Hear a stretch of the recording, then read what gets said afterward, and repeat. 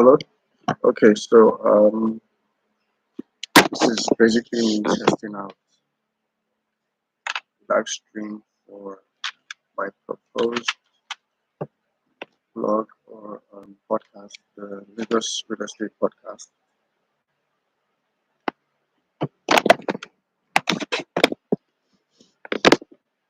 Trying to get familiar with looking at myself in the camera.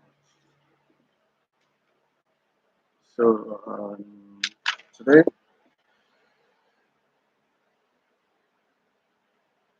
my name is Olumide Onigbo, and I'm a real estate professional. I've been in the industry since 2012, and the essence of this podcast is to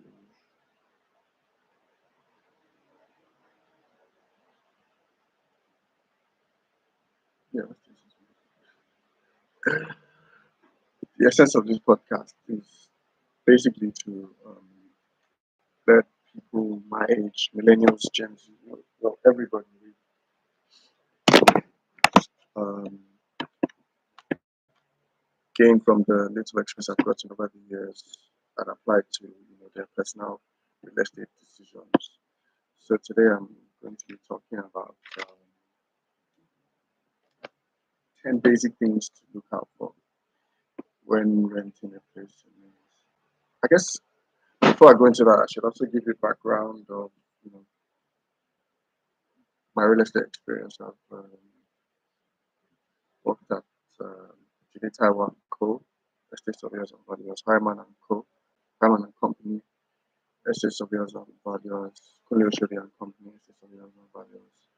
I've also worked at Northcourt Real Estate and most recently at Lagos Building Investment Company.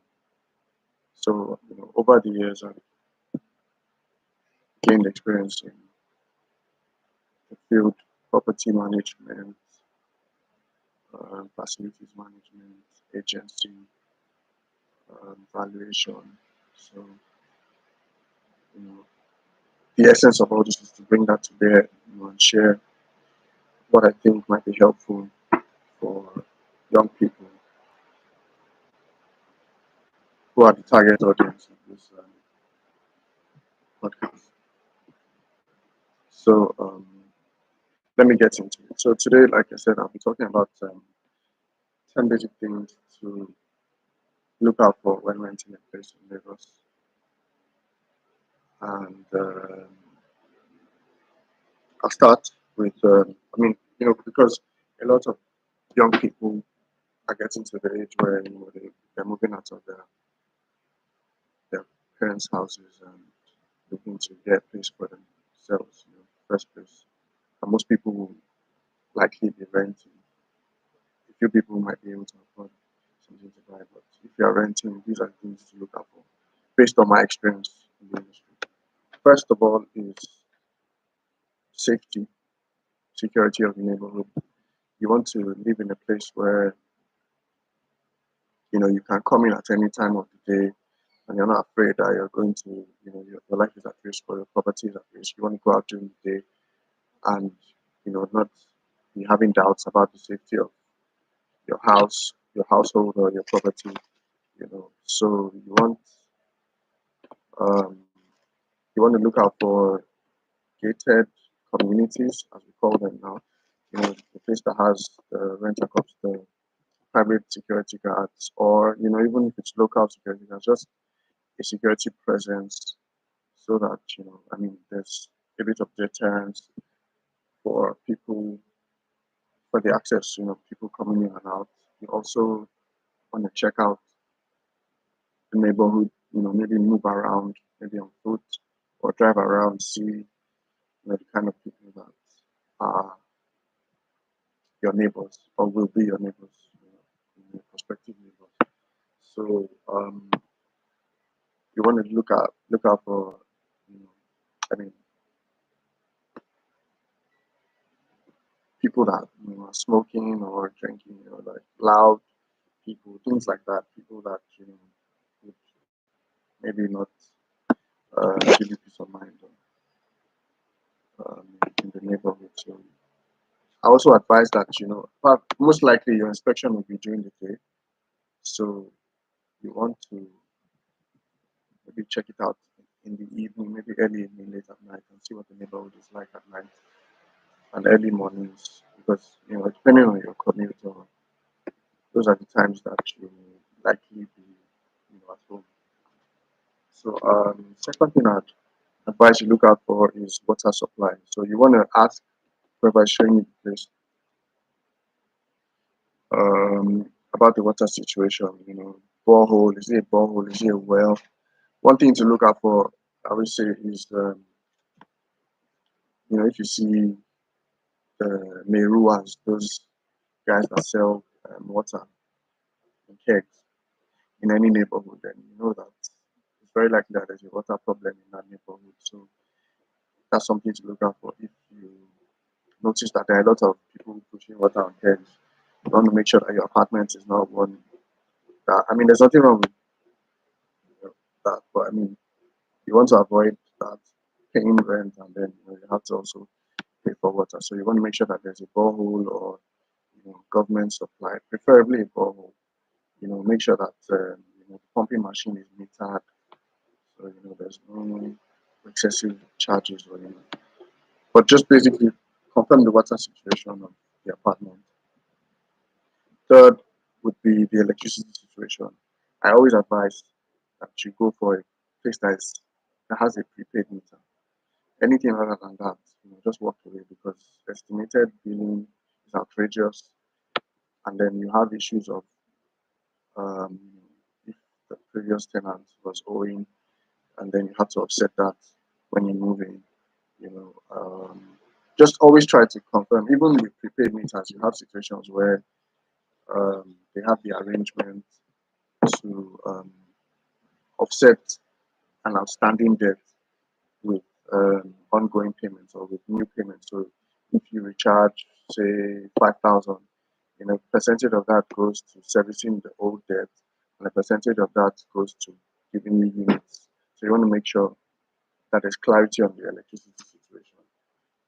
Um, Number four would be accessibility. I think accessibility is more of a personal thing, that comes in where, you know, if you're not working from home, you want to make sure that, depending on your budget, really, you want to make sure that where you live isn't too far from home, or, has lots of access roads to your place of work, or to places that matter to you, maybe your place of worship, or your kids' school, or, maybe a gym.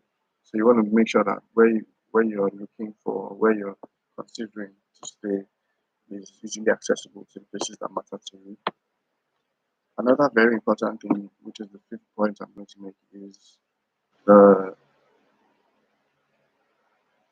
the ceiling, the roof condition of the roof or the ceiling. A lot of people, check houses or check flats out in the dry season, So, and then you find out that in the rainy season, you see that some parts of the roof are leaking. So what you want to do in some cases is look at the ceiling, if it's POP or some other form of ceiling. You want to check out for damp spots, make your inquiries properly about any damp spots you notice, and then try to find out, what what what the condition of the roof is like. If you have to, get someone, if you have any doubts, you can get an artisan to check it out for you, see that the roof is in good condition. This also makes me remember another point, which is um, flooding. Certain parts of Lagos will have issues with flooding, so you want to maybe do your, depending on your need. But ideally, I would say that you should go house hunting when it rains. There's an old industry joke about that. Checking out places when it rains heavily. You want to go and look at a place and see that it can withstand the rain. It doesn't flood, the drains work, and the roof isn't leaking. So that wasn't in my original list. But speaking about the stealing, the rain issue. Really remember that. So number six is cross ventilation.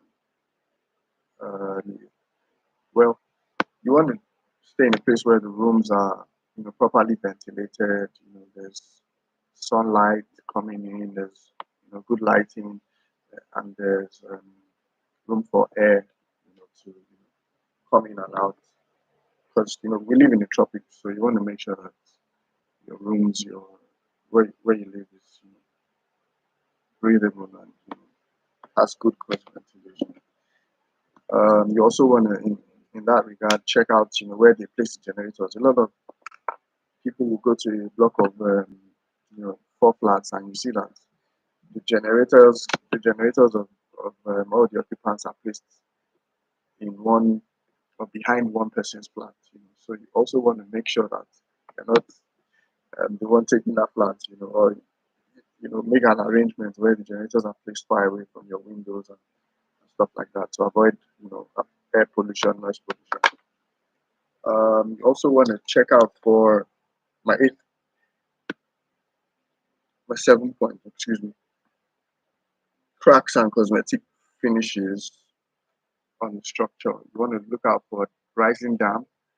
You want to look out for cracks to the building or to the structural elements of the building. These are things that can be problematic, cost a lot in terms of renovation. So you want to see any cracks that you notice. You want to ideally you shouldn't be seeing cracks, but if you do notice cracks, then try and make sure that they are not cracks on structural members. That is like the beams and pillars, and also just make sure that the cracks aren't something that can be hazardous or dangerous to you. Number eight is, I mean, it's quite obvious. You want the affordability. You're not going to rent a place that is outside you know, your means, basically.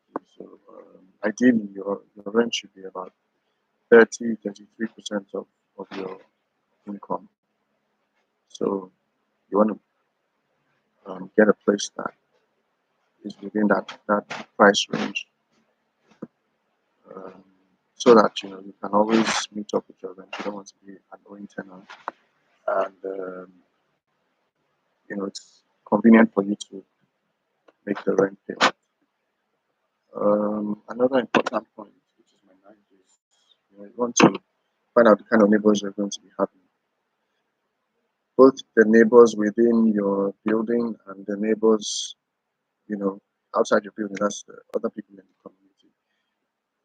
There are some telltale signs. You know where there's cooperation or peaceful coexistence or cohabitation from just the general look of the place, the general appearance. If there's cooperation, compound will tend to be clean. You see that things are in place. There's some form of orderliness and what's the word now? Some form of orderliness and just like sanity to the way things are in the place. If you go to a place and everything is looking haphazard, unless you are ready to become a caretaker, I'd advise that you make your inquiries properly and find out if there are any stubborn tenants or stubborn co-tenants. So you can always get some information from those who already live in the building. The what obtains in terms of monthly bills and other things like that, which would help you you know determine whether you can live in that building. Yeah, that's actually my 10th point. Do your due diligence. Talk to neighbors, talk to anybody that has lived in that neighborhood before, or someone that knows the landlord, um, or someone that is familiar with the neighborhood. Find out if the house has, is haunted or has been haunted, or you just want to find out. You'll be surprised the kind of information that you get from people regarding the flat. Some people tell you that the last people that lived there, somebody died there, or the person didn't live on a good note and things like that. But just you get information on, you know, whether it's something that you can even. Um, Another thing about due diligence, doing due diligence is that you want to um, you want to also find out that make sure that you confirm who the landlord is or who owns the property, if it's a company, if it's been handled by an estate firm, which is a firm of estate surveyors and valuers, they're in good hands, you know. So I mean, you can pay if you know you're comfortable with this, then you can pay into the company account or pay as directed. Some will guide you or direct you to pay directly into the landlord's account. But always make sure that you are paying to either a registered firm or registered property firm or a registered estate firm's account, or you're paying to the person who you have confirmed as the landlord or a representative of the landlord. Never pay money to an agent or you know someone that just took you to a place and tells you that you should make payments. Always do your due diligence. And that brings me to the end of this podcast. I just wanted to try this out. Um, so obviously this is not exhaustive. Um, as always, you know, trust your instincts. If something doesn't feel right or something feels like it's too good to be true, then you should, you know, um, double check. Always make sure that you are doing something that you're comfortable with and something that you are at peace with. So once again, my name is Onidi Onibudu, and this has been the first episode of the Lagos Real Estate Podcast. I hope I've been able to give you some tips on, you know, house hunting, and I would like to hear back from you. This is obviously something I intend to do from time to time, but I just wanted to try it out today and see if I can get this out of my you know, gets out of my system. And um, well, if you have any comments, I would like to hear from you. Bye. Bye.